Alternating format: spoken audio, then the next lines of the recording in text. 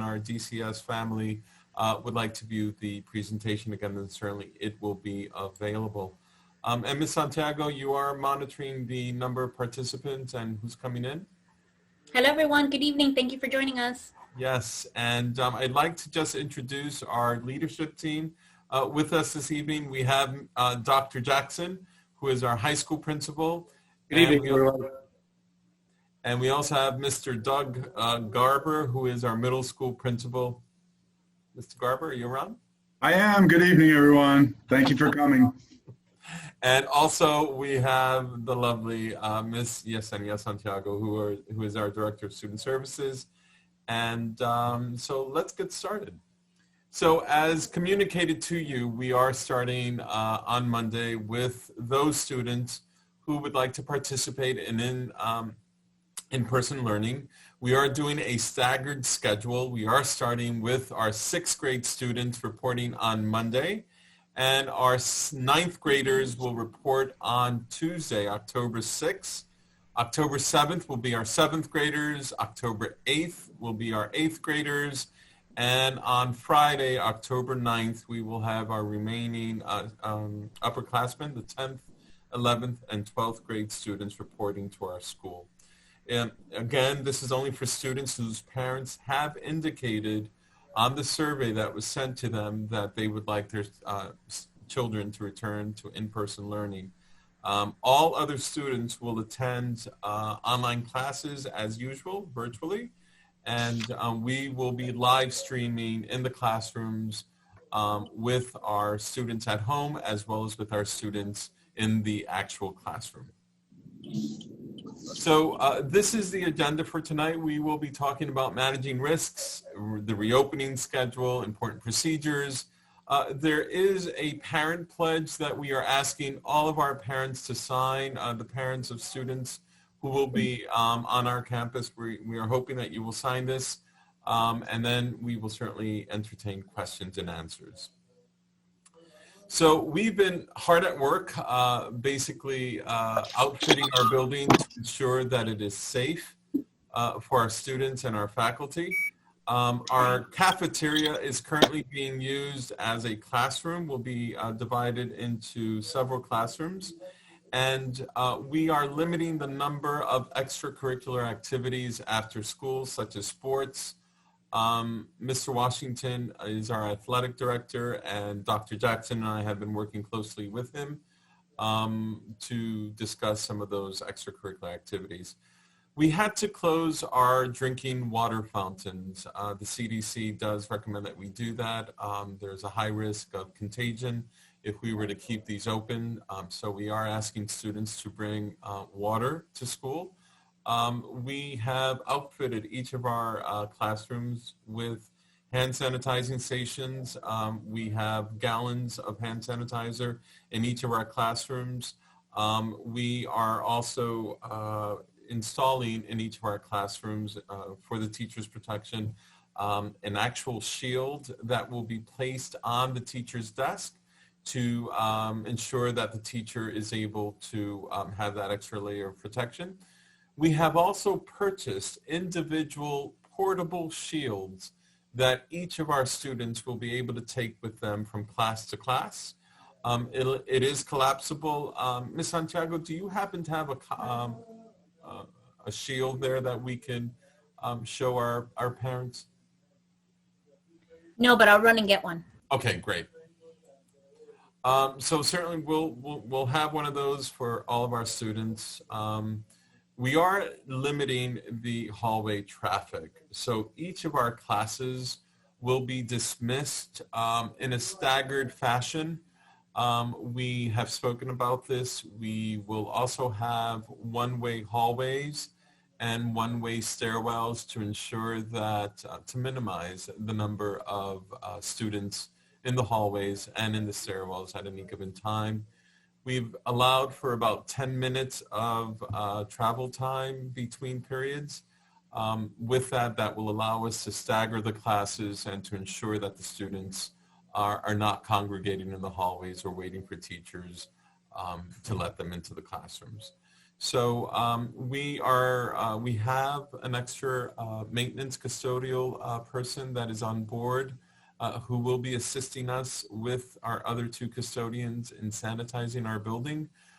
We will be cleaning our bathrooms frequently. We will be sanitizing the common touch areas in our building, light switches, door handles, the elevator button, the handrails, anything where our students and our staff are commonly touching, then certainly we are going to sanitize that.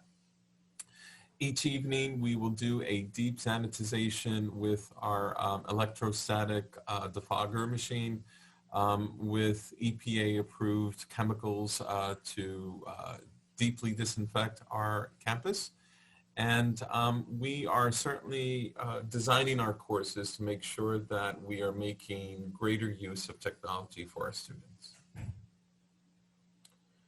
So the following are just important procedures that we'd like to share with our community. We are, for those students who'd like to participate in our breakfast program, they will be allowed into our building at 7:45. Right now, we are thinking of holding our breakfast program in the courtyard. Depending on the number of students that come in, I will be supervising the breakfast program. In the event that it grows, then we will have to have our breakfast program in our homeroom from 7:45 to 8 a.m. We are expecting our students to bring their devices, to bring their laptops to school.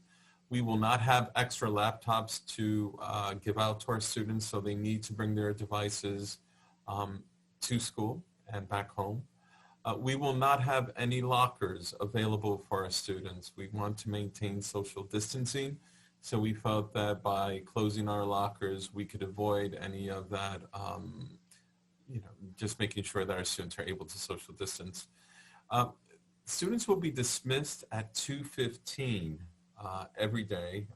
Extra help is available via Zoom on Tuesdays and Thursdays from 2:15 to 3:15.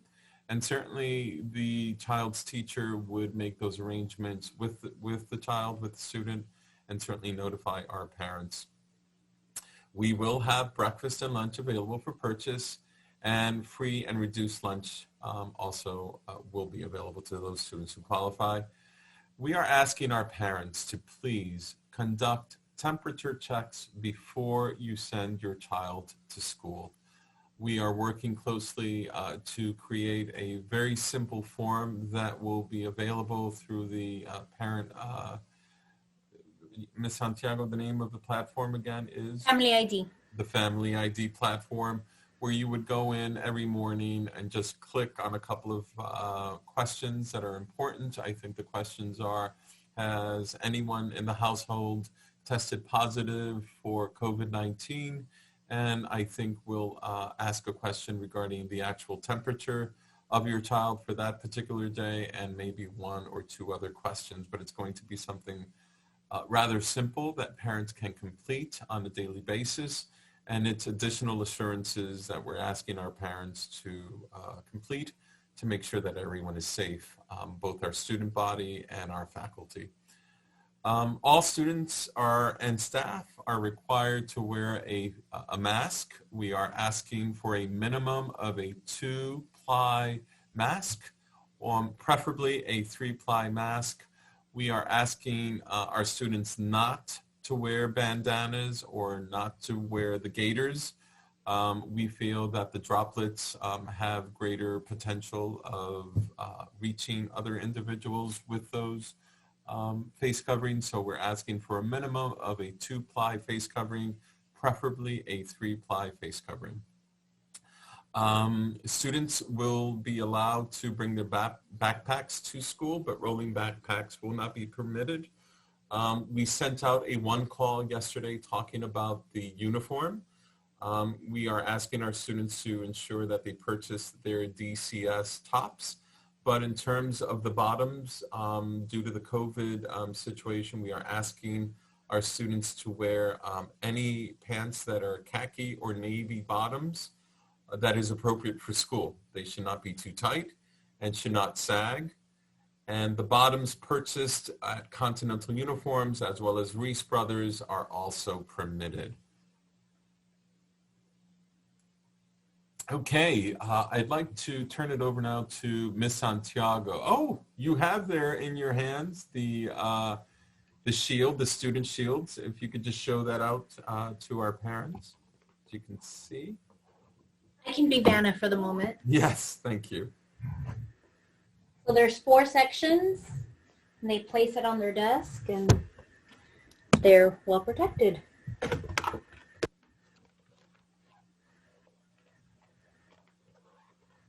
Tricky to close, but they will need to sanitize them with wipes and carry them with them as they transition to class. Okay, so we are asking parents to submit a parent pledge by Saturday evening, Sunday evening. I will put it in the chat for everyone. And if you would like to do it now, you may. Some of the questions that will be asked or that you're promising that you will do for your child before coming to campus is that your child will wear a mask at all times in all public places at school during in-person instruction as per our school guideline and local guidelines. Your child will wash their hands frequently throughout the day or use hand sanitizer, especially after contact with surfaces and items in public areas, before and after eating, etc. You will drop off your child no earlier than 7:45, and you will pick up your child at 2:15. And Mr. Garber will go over dismissal and pickup in just a moment. We'll monitor your child for COVID-like symptoms and complete your daily health screening honestly and accurately. If your child has a sore throat, a runny nose, congestion, fatigue, headache, diarrhea, nausea, etc., or a temperature of 103 or higher, you will keep your child at home.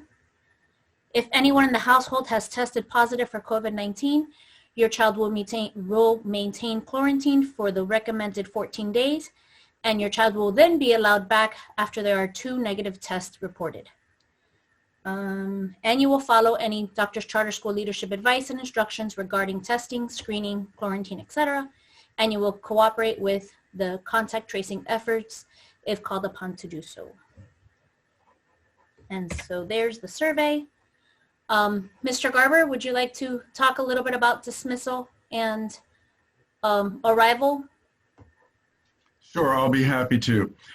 So both arrival and dismissal, we will be managing to maximize social distancing. Regarding the dismissal, this will be quite different from what we've done in the past. The buses will be pulling up into our pickup drop-off loop on the north side of the building. And at the end of the day at 2:15, over the PA, we will be dismissing those students who walk first, and they will come down, they'll go out the front door, and they will leave through the front gate of the school, and they will walk home immediately. We will then call students to the loop by the PA by bus. The students will come out, get on the bus will take off, and we'll wait till all the buses are loaded.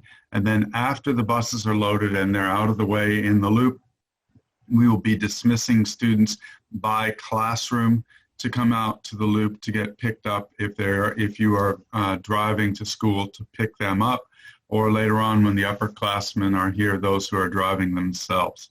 So it will require some patience on the part of parents. I know our parents are accustomed to getting here early and lining up in the loop and having all the students come out at once. It won't be that way for the duration of this particular health crisis. You will have to wait a little bit. So again, at 2:15, the walkers and the bus riders will be leaving or boarding buses. That will take a little while, probably 10 or 15 minutes at the most. And then we'll be letting out our students class by class to come out and get into cars and leave. I'm going to ask not only the patience of all parents who are in the traffic loop, but vigilance. We need to be very, very careful in the loop. There will be a lot of student foot traffic in the loop. We will have faculty and staff in the loop to manage traffic and students, but please be very, very patient in the loop. We don't want a car trying to pull around another car because they're anxious to leave when a student is perhaps getting ready to step into the loop to get into a car. So the other thing I can say about that, parents, we will have staff out there, but please, please have a conversation with your son or daughter about how important it is to stay distant from others once they leave the school. Again, we will be supervising, but it can be very difficult to control behaviors of students unless, of course, they are controlling them themselves. So that's a very important conversation for you to have with your son or daughter.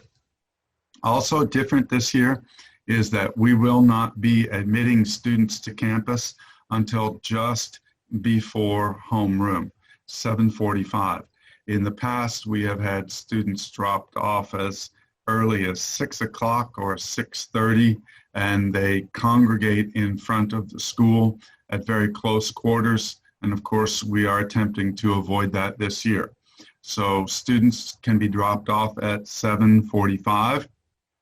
As soon as they are dropped off, they'll come into the school and they'll go immediately up to homeroom.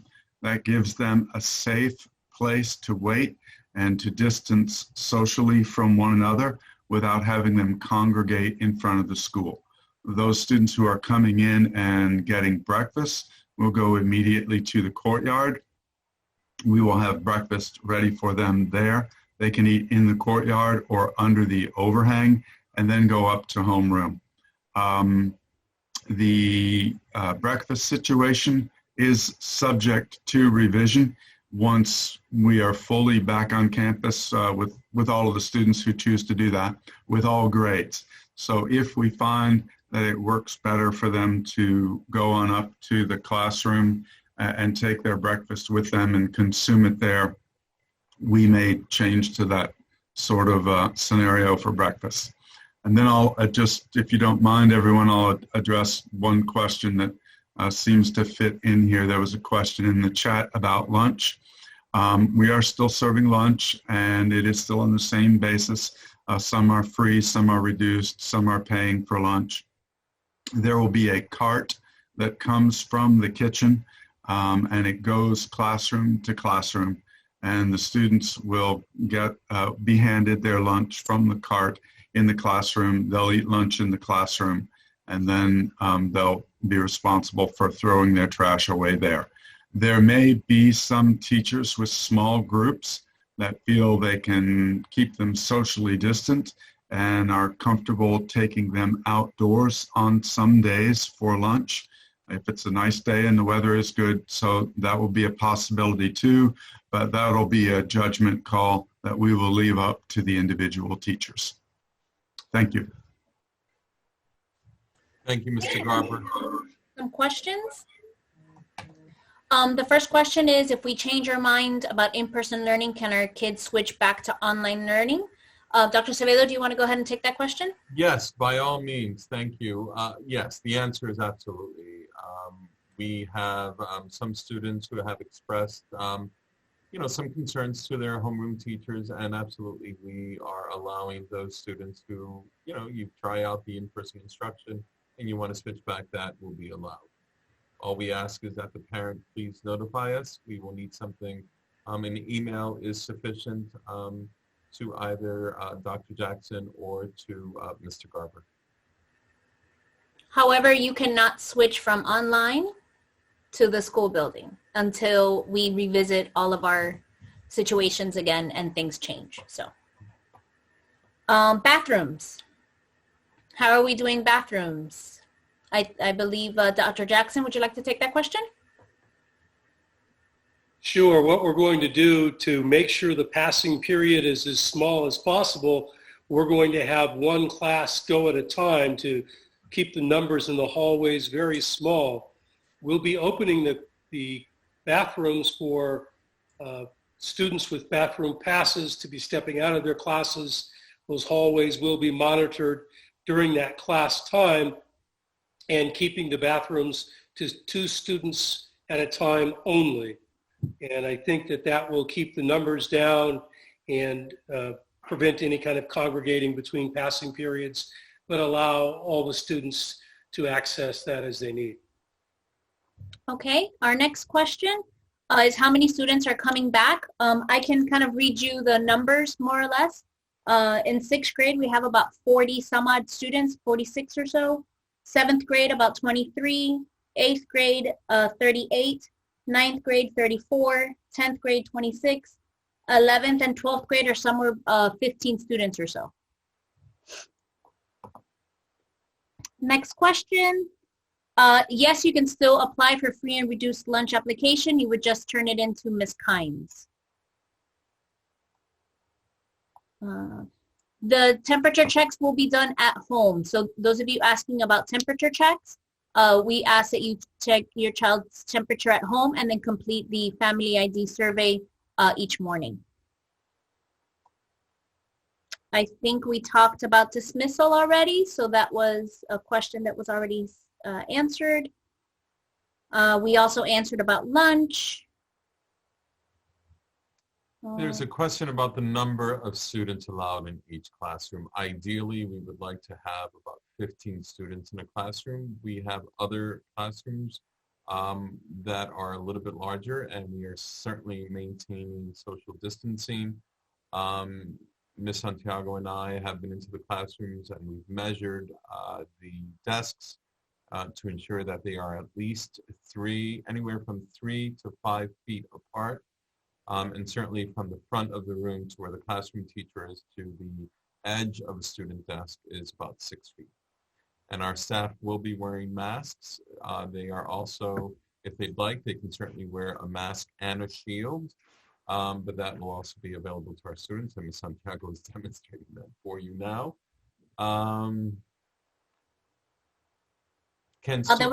Yeah, about shirts that were produced by DCS or just uniform shirts? Yeah, so we always encourage the kids to wear their school uniforms Monday through Thursday. Fridays, we've always had a fundraiser to do a dress down day, so that's something that we can definitely discuss, to have a dress down day Fridays with donations for PTSAs as we usually do. There was a question about the temperature. Dr. Acevedo, can you answer that question? Certainly. Anyone with a temperature of 100.4, we're asking those students to remain at home. And probably go to the hospital. I wouldn't send your children, if they have a high temperature, anything over 101, I'd let them rest and make sure that they get plenty of fluids so that they can feel better if it is that they have a temperature. And check it again the next day. What type of wipes for shields? We thank you. Thank you to all of the parents who have been donating paper towels and wipes and hand sanitizer. We really appreciate that. We have ordered some wipes. They are on their way here. I think we have enough to begin the sanitization of the actual shields for our students. We also have disinfectant and paper towels in each of the classrooms that the students can use. There was a question about bus service. Ms. Kynes is our food and transportation director. And so if you email her at kymesm@doctorscharterschool.org, she can give you a list of buses, and I can put that in the chat room if you'd like, her email address.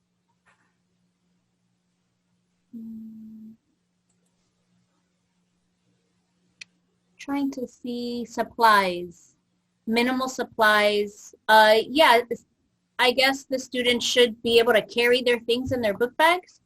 And they only have 3 classes a day, so they shouldn't be carrying any books or devices or things for other classes that they don't have that day. There's a question from a student regarding able to communicate with other students. Yes, students will be able to communicate while maintaining social distancing. We don't want anyone touching hands or anything like that, but certainly students will be able to speak to other students while maintaining social distancing. There's a question about students working on Zoom on their laptops, and that's I think the teachers are kind of making those final decisions on how they will be presenting in class, whether they have all the students live on Zoom or if they will be doing the students live without their computers and then projecting the students that are at home through Zoom. So I think it's by teacher right now.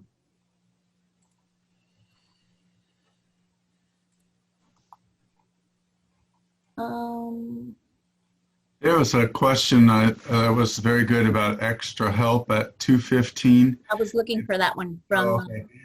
If a student is an on-campus student and they choose to stay for extra help at 2:15, they can remain on campus for extra help. I think we had discussed that in one of our meetings, and we were going to select one day for online and one day for face-to-face. I think that was the last conversation. Again, teachers might have that final say that on Tuesdays they might be on campus, and then on Thursday they might be face-to-face, or sorry, on Zoom, to give everyone an equal opportunity. What if someone becomes ill on campus? We will have an isolation room. There's a question about whether or not we will be conducting temperature checks before students are admitted to class. We will not be doing that unless we have reason to suspect that a student is ill. We're asking that you do the temperature checks at home before sending the student to school in the morning.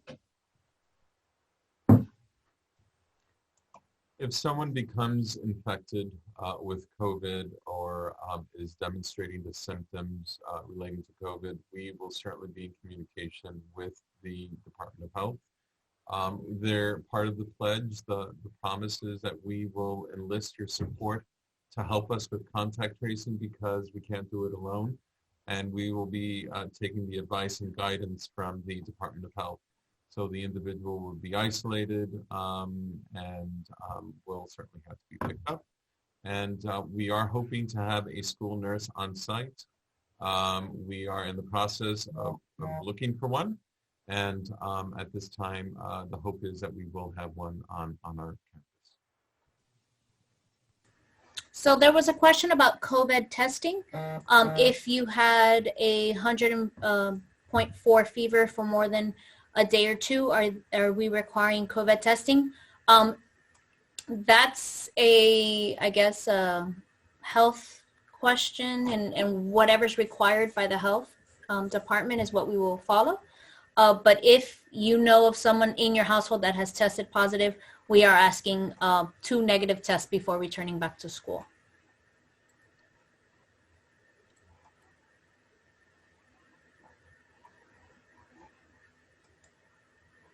Yes, there's a question if the Department of Health will notify the school of a student staff member that tested positive. Yes, that's part of the contact tracing, and at that point we will be taking direction from them. They will direct us as to what we need to do.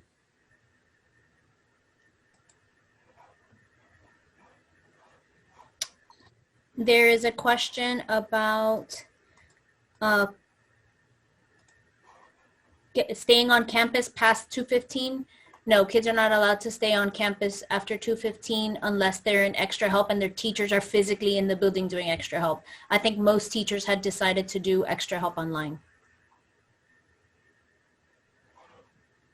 I think there was a question about after-school programs. Dr. Acevedo, perhaps you should address that one. Well, at this time, we're working with Mr. Washington, the athletic director. We will be offering some sort of sports activities, but that will be primarily for our high school students. There will not be other opportunities for after-school enrichment opportunities for our students at this time.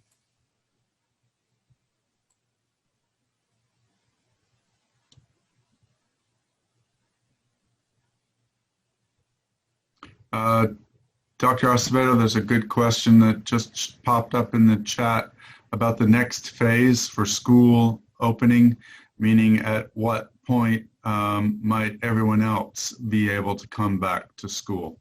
I think at this time, we really have to take a wait and see approach. I know that our governor has indicated that we are in stage 3.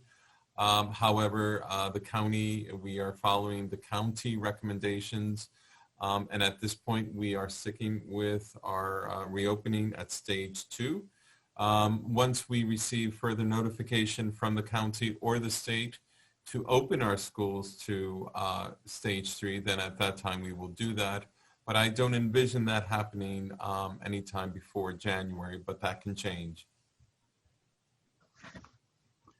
There's a question regarding whether or not a student who has signed up to come back to campus can come back on some days and stay home on others. Dr. Acevedo? I would say no. We want to certainly try to maintain a solid cohort of students without having any cross-contamination from other students or other homes. So we just want to be very careful at this point. We want to be very safe. There was a question about students being assigned a seat. In most cases, teachers do assign seats in their classroom, but that's definitely a very good idea that will be shared with teachers to assign students a specific seat every day.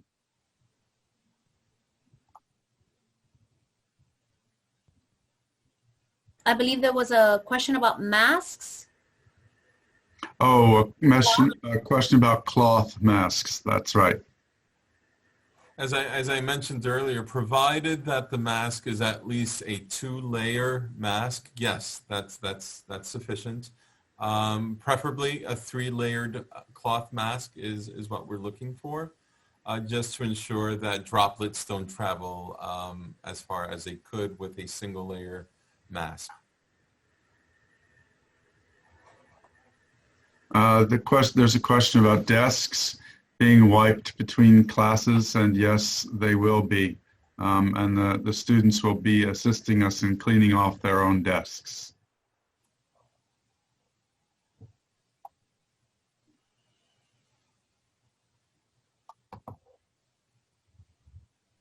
I think that's all the questions.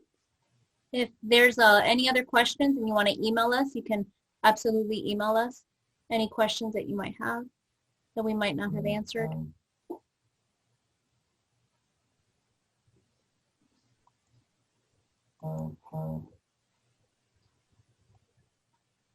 So can we send kids lunch? Yes, certainly. You can send your child's lunch, but please understand that we will not have a microwave where your child will be able to heat their food. So preferably something that is a sandwich, something that will be cold, and something that your child will enjoy to eat, obviously. Yes. I'd like to say something about our 6th graders coming in Monday, if that's okay, Dr. Acevedo. I'm sorry, Mr. Garber. I was looking at the chat. What? Could you repeat that? I wanted to say something to our parents who have 6th graders coming in on Monday. Please, by all means. So parents, one of the things that that always make a 6th grade parent nervous is what happens when I drop my student off in the morning. It's going to look like a big scary school to some of our new 6th graders. So I wanted to reassure you about that. When the students come in Monday morning, the 6th grade students, we will have posted on the front doors of the schools all of their names. So they'll find their name on a piece of paper on the front door, and on that piece of paper will be their home room number.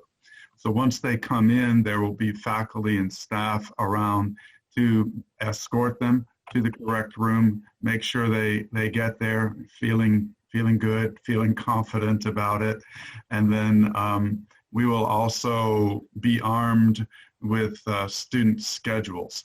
We will have student schedules for them in the homerooms. The homeroom teachers will be giving the students their class schedules. Of course, we know what we know they already know what their classes are for the day, but they may not know what rooms those classes are in. So it will be what those class schedules that the homeroom teachers hand out will do for them. It'll tell them which rooms to go to. Again, we'll be in the hallway with our schedules. If a student loses theirs, they can turn to us and we can tell them what their next class is and where it is. And I guess the bottom line is, parents, don't worry. Everything is going to be just fine. We'll get everybody where they need to go on time and feeling good about it.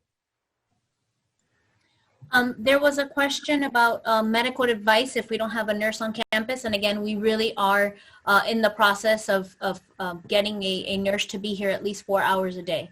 So we are hard working on finding a nurse.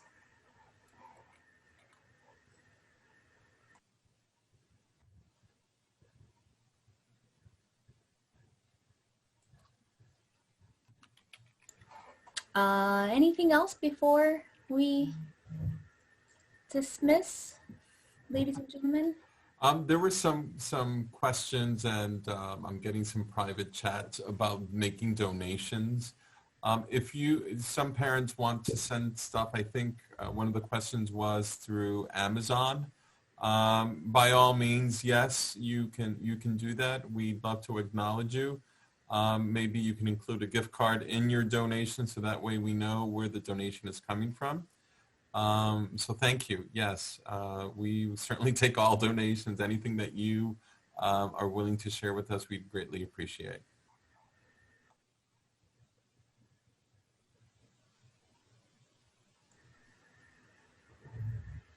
Just wanted to also say thank you to all of you for your support, for enriching us and allowing us to take care of your children here during these very difficult times.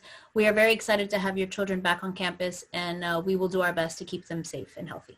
Yes, and we are indeed. We just want to thank you for entrusting your children to us, and we're going to do everything we can to keep them healthy and safe, but mostly engaged in learning. And we thank you. We thank you for your continued support. And I'm excited to meet your children, and thank you. I second that. I've been dropping in on their Zoom classes, and I can't tell you how excited I am to finally meet them in person. Agreed. I think there was one more question about if they want to go back online, and that was just send an email to either the high school principal, Dr. Jackson, or the middle school principal, Mr. Garber. And then we will make that selection. You can also copy me and Ms. Dean in those emails so that we can notate it in our survey. I will send out the parent pledge again via email through one call. Ms. Walker will send that for me. Thank you, Ms. Walker. And we will, I'll put it in the chat one more time in case you want to copy and paste it onto your phone and do it now. Okay. All right, everyone. Well, have a wonderful weekend, and thank you. And we look forward to seeing you soon. Stay safe, everyone. Bye-bye. Thank you.